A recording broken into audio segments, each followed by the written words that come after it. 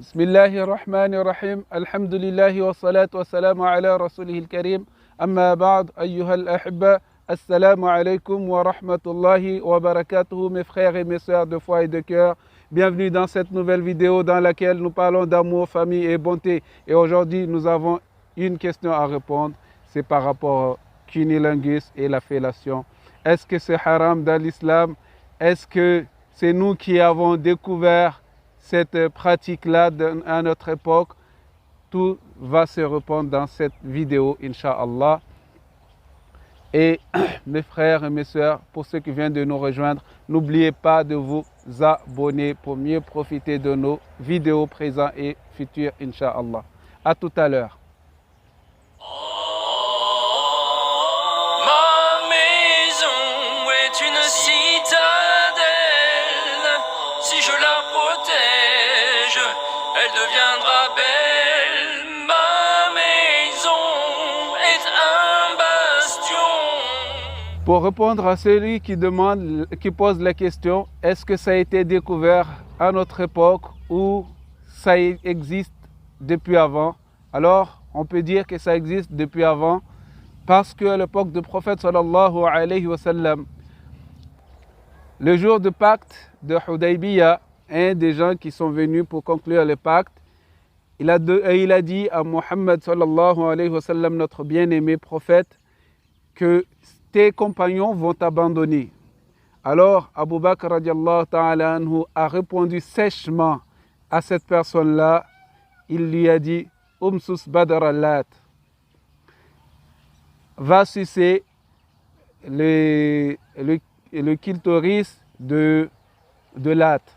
Normalement, ce terme-là, à l'époque, ça s'utilisait pour les mères. Ils utilisaient Umsus Badra, on va pas le prononcer. Mais à l'époque du prophète sallallahu alayhi wa sallam, les gens connaissaient déjà cela. Et Sharih, lui, il a expliqué que le Badr, c'est quelque chose qui reste après l'excision. Et pour parler de l'excision, quand on parle de cela, c'est quoi l'excision? Ici, c'est de couper la peau qui est sur le clitoris, mais pas enlever le truc, le clitoris. On n'enlève pas ça parce que le messager de Dieu sallallahu alayhi wa sallam a mis en garde à ceux qui font cette pratique-là en disant faites attention quand vous coupez, ne coupez pas tout jusqu'à ce que vous enlevez le bonheur de ces femmes-là, si on peut dire. Alors, mes frères et mes sœurs, pour vous répondre par rapport à cette question, ce n'est pas une pratique qui a été découverte à notre époque, ça a été déjà auparavant. S'il dit d'aller sucer le badr de Lat, la crête, on va le dire comme ça, la crête de Lat, c'est qui est Lat, c'était leur divinité. C'était quelque chose de très offensant de dire à une personne d'aller sucer le truc de sa divinité. Alors que Abu Bakr radiallahu ta'ala anhu lui a dit, c'est-à-dire qu'il a osé offenser cette personne-là, tellement il n'avait pas peur de cette personne-là qu'il avait osé à l'offenser à ce moment-là. Nous continuons. Est-ce que c'est haram dans l'islam ou halal? On ne peut pas dire que c'est haram parce que Allah subhanahu wa ta'ala n'a rien dit sur cela. Dire que c'est haram, Allah subhanahu wa ta'ala, il n'a rien dit sur cela, donc on ne peut pas dire que c'est haram. Le messager de Dieu sallallahu alayhi wa sallam n'a rien dit sur cela. Par contre, Allah subhanahu wa ta'ala dit dans le Coran, vos femmes sont comme vos champs, allez dans vos champs comme bien vous semble. Fa'tu harthakum anna shi'tum. Alors, cela nous laisse libre champ de faire ce qu'on veut avec notre épouse ou notre épouse fait ce qu'elle veut avec nous. Quand on est dans le lit, on n'a pas de limites, sauf les limites de Dieu, c'est-à-dire de ne pas introduire notre verge dans le derrière de la femme, dans son trou de derrière. Ça, c'est haram. On peut le faire par derrière pour arriver le devant, mais on ne peut pas aller de derrière directement. C'est haram. Alors, nous revenons vers le kini. Le kini comme son nom l'indique, cunilingus. Cuni, en latin, c'est la partie intime de la femme, qui est devenue en français con, que maintenant on utilise ce mot-là comme une insulte et que c'est très vulgaire, mais ça vient de là, du cuni, cunin, en français, cunin, qui est devenu con et il est devenu une insulte de nos jours. Mais au départ, c'était pour dire que c'est une partie intime de la femme. Nous continuons.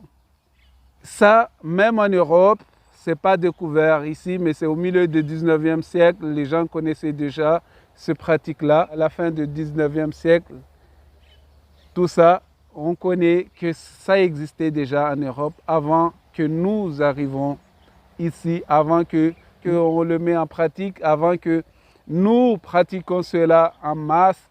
Il y a des gens qui l'ont déjà fait avant nous. Aujourd'hui, nous allons voir est-ce que c'est haram ou pas. On ne peut pas dire que c'est haram, comme je vous ai dit. Les Maliki et les Hanbali, qui, à l'époque même, ils pensent que ce n'est pas haram de faire cela.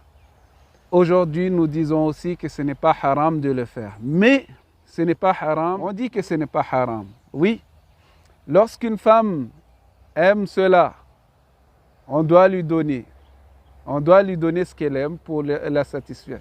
Si l'homme ne l'aime pas, la femme n'a pas le droit de le pousser à faire cela s'il ne l'aime pas. Et si la femme n'aime pas, l'homme non plus n'a pas le droit de le pousser à le faire parce que c'est quelque chose que nous deux, nous devrons être satisfaits. C'est quelque chose qui devrait nous réjouir, mais pas nous mettre en colère ou bien nous mettre mal à l'aise.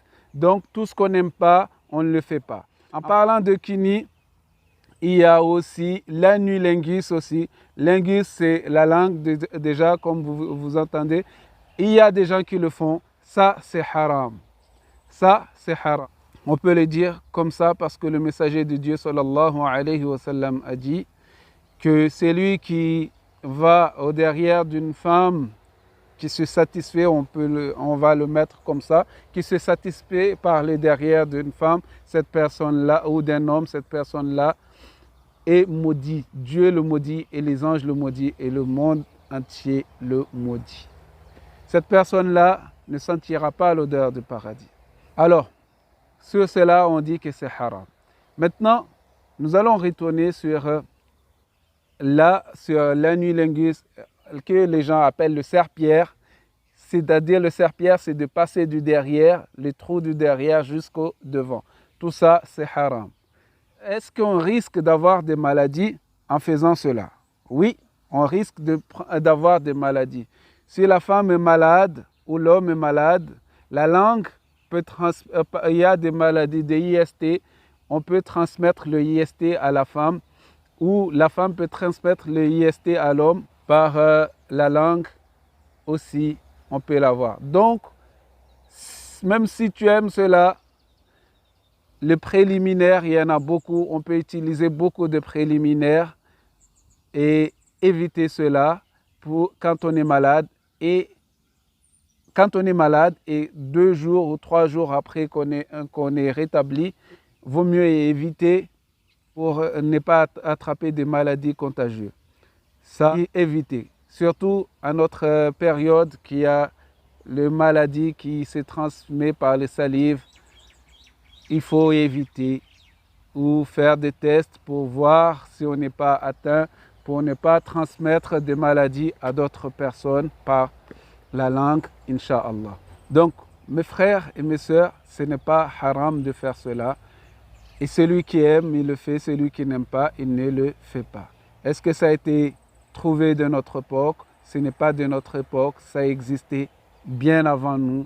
Les gens savaient cela, même s'ils ne le pratiquaient pas, même si c'est devenu populaire à notre époque. Mais avant, les gens savaient, les gens connaissaient cela. Et d'autres l'ont pratiqué avant nous. De faire l'amour, ça s'apprend. Il y a des choses qu'on doit apprendre avec des gens qui le maîtrisent pour mieux profiter de notre vie de couple Inch'Allah. Wa jazakumullah khair. Wassalamu alaikum wa ila al-liqa. N'oubliez pas de vous abonner pour mieux profiter de nos vidéos présentes et futures. Si vous avez des questions, mettez-les en commentaire. Inch'Allah, nous essaierons d'y répondre. Ma maison est une citadelle. Si je la protège, elle deviendra belle.